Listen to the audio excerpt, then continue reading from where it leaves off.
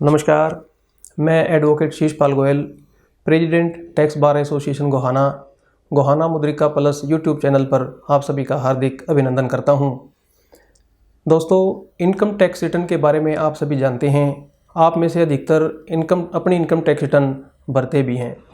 Budget 2020 में माननीय वित्त मंत्री महोदया द्वारा टैक्स स्लैब की एक नई स्कीम की उद्घोषणा की गई थी। क्या है यह स्कीम, इससे किसको लाभ है, कौन यह स्कीम ले सकता है, पुरानी टैक्स स्कीम और नई टैक्स स्कीम में क्या अंतर है, आज हम इसी टॉपिक पर, इसी विषय पर चर्चा करेंगे। आज का हमारा टॉपिक रहेगा आयकर गणना की नई पद्धति बनाम पुरानी पद्धति। बजट 2020 में आयकर अधिनियम में एक नई धारा 115 BAC जोड़ी गई थी, जिसमें मौजूदा टैक्स स्लैब की दरों को घटाकर कुछ शर्तें लगा दी गई थी। जिसमें जो मुख्यतः शर्त है वो ये है कि इस नई स्कीम को व्यक्ति और हिंदू अनडिवाइडेड फैमिली यानी HUF ही अडॉप्ट कर सकते हैं। इनके अलावा जो एंटाइटीज़ हैं, LLP, partnership firm, private limited companies, society, trust इत्यादि, ये सब इसको नहीं ले सकते।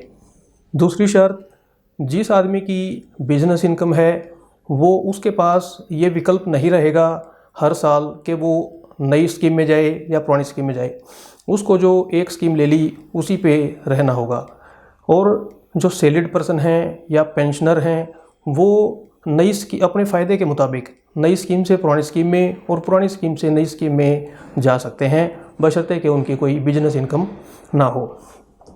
दोस्तों, अब हम जानते हैं कि पुरानी जो टैक्स स्लैब थे और जो नए टैक्स स्लैब अब आए हैं इस स्कीम के तहत, उनमें क्या डिफरेंसेस है। दोस्तों, 2,50,000 रुपये तक हमें कोई टैक्स नहीं देना, शून्य टैक्स रहेगा। 2,50,000 रुपये से 5 लाख रुपये तक दोनों ही स्कीम में 5% टैक्स रहेगा। 5 लाख रुपये से 7,50,000 रुपये तक जहां पुरानी पद्धति में 20% टैक्स देना होता था, वहीं नई पद्धति में केवल 10% टैक्स देना है। 7,50,000 रुपये से 10 लाख रुपये तक जहां पुरानी पद्धति में 20% टैक्स देना था, वहीं नई पद्धति में 15% टैक्स देना होता है। और 10 लाख रुपये से 12,50,000 रुपये तक जहां पुरानी पद्धति में 30% टैक्स देना होता था, अब नई पद्धति में केवल 20% टैक्स हमें देना है। 12,50,000 रुपये से 15 लाख रुपये तक हमें पुरानी पद्धति में 30% टैक्स देना होता था, वहीं नई पद्धति में केवल 25% टैक्स देना है। और 15 लाख से ऊपर दोनों ही पद्धति में हमें 30% टैक्स देना है। इस प्रकार से हमने देखा कि दोनों टैक्स पद्धति में काफ़ी अंतर है।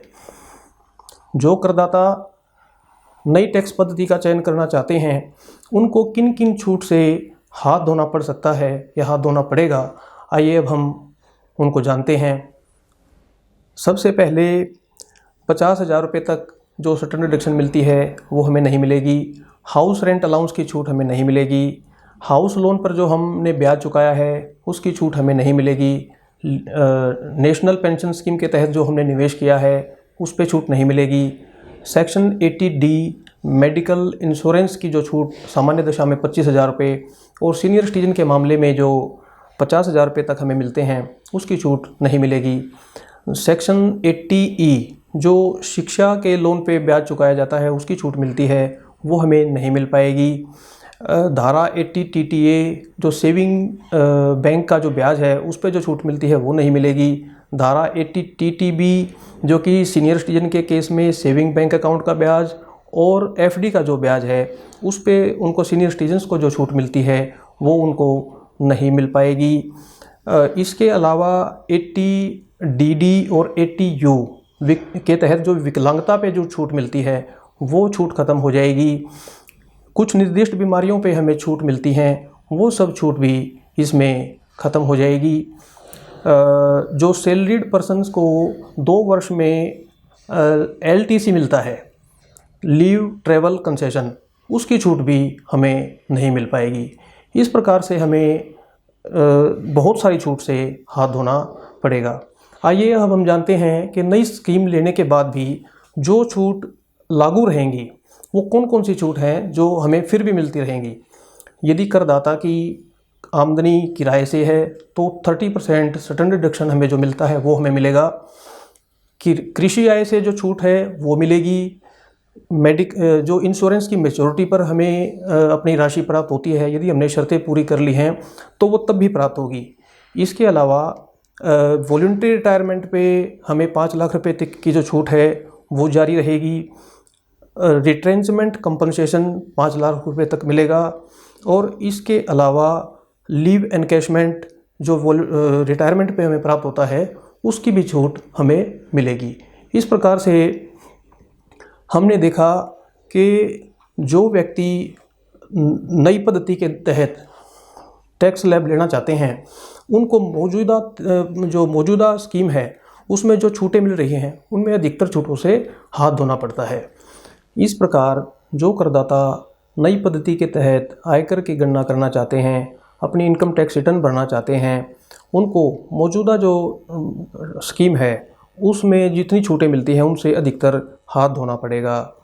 अब सामान्य दशा में नई कर प्रणाली ज़्यादा बेनिफिशियल है या पुरानी ज़्यादा बेनिफिशियल है, इसमें करदाता को अपनी आय, अपने निवेश, अपने बचत और अपने तथ्यों के अनुसार स्वयं ये निर्णय लेना होगा, स्वयं तय करना होगा कि उसको किस स्कीम में ज़्यादा बेनिफिट है, ज़्यादा लाभ है।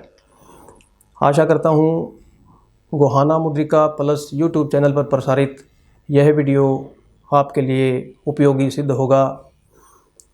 इस प्रकार की और भी अन्य बहुत सी जानकारी प्राप्त करने के लिए आप Gohana Mudrika plus YouTube channel को सब्सक्राइब करें। Thank you. जय हिंद।